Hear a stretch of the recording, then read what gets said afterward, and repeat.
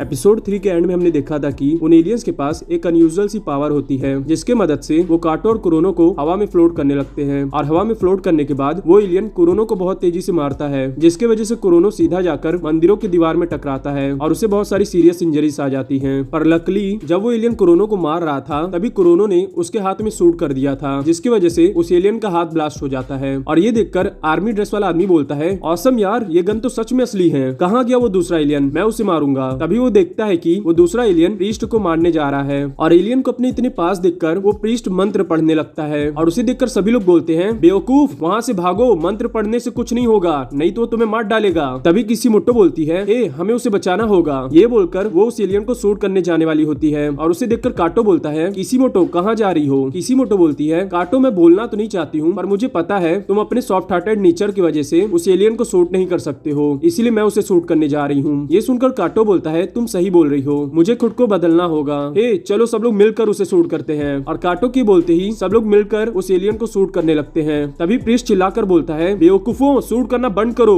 मैं इसे अपने मंत्र से शांत कर दूंगा। पर उतने में वो एलियन उसे एकदम कीड़े मकोड़ों की तरह मसल देता है और ये देखकर सब लोग बोलते हैं, अरे यार, उसने तो उसे एकदम कीड़े की तरह मसल डाला, क्या हमारा भी हाल ऐसा ही होगा? तभी रैपर टाइप वाला आदमी बोलता है, ए, लगता है हमें भी सूट पहन लेना चाहिए। पर उतने में वो पहला एलियन उन लोगों के पास आने लगता है और उसे देखकर काटो बोलता है, जिन लोगों ने भी सूट नहीं पहना है वो पीछे हट जाएं और जिन्होंने सूट पहना है वो मेरे साथ आकर इससे लड़ें। और काटो की बोलते ही वो ग्रीन एलियन उसे जोर की लात मारता है जिसकी वजह से काटो भी तेजी से जाकर मंदिरों की दीवारों में टकराता है और उसे भी सीरियस इंजरीज आ जाती हैं। जिसके बाद वो एलियन सही पर अटैक करने वाला होता है पर वो अटैक कर पाता उससे पहले ही एन वक्त पर कुरोनो आकर सही को बचा लेता है। तभी मौका देखकर हैंडसम लड़का उस एलियन को शूट कर देता है पर वो एलियन डॉज करके वहां से दूर चला जाता है और पहले एलियन के जाने के बाद दूसरा एलियन वहां आता है पर वो सही और कुरोनो को इग्नोर करके उन सब लोगों के पास जाने लगता है जिन्होंने सूट नहीं पहना होता है। इसीलिए उन लोगों को बचाने के लिए किसीमोटो, कुरोनो, सेई और काटो उस एलियन को चारों तरफ से घेर कर उसे शूट करते हैं पर वो एलियन जंप करके उन सबके गन्स को डॉज कर देता है। वहीं दूसरी ओर वो दोनों साइको एक और होमलेस आदमी को मारते मारते मंदिर के पास लाते हैं। तभी वो दोनों बोलते हैं, हे, ये आवाज कैसी, लगता है कोई पटाखे जला रहा है, हे देखो वो आदमी तो भाग गया, चलो उसे पकड़ते हैं। तभी वो होमलेस आदमी भागते भागते वहां पहुंचता है जहां वो एलियन खड़ा होता है पर वो होमलेस आदमी उस एलियन को देख नहीं पा रहा था पर उन एलियंस की बार बार कूदने की आवाज सुनकर वो होमलेस आदमी बोलता है, ये सब क्या हो रहा है? तभी हैंडसम लड़का बोलता है, हे देखो वहाँ कोई है। सही बोलती है, हाँ यार, सच में वहाँ कोई है, हमें उसे बचाना होगा, हे जल्दी से वहाँ से हटो नहीं तो वो दोनों तुम्हें कुचल देंगे। काटो बोलता है, चिल्लाने का कोई फायदा नहीं, वो हमें और एलियन को देख सुन नहीं सकता है। सही बोलती है, पर फिर भी कोई तो तरीका होगा उसे बचाने का,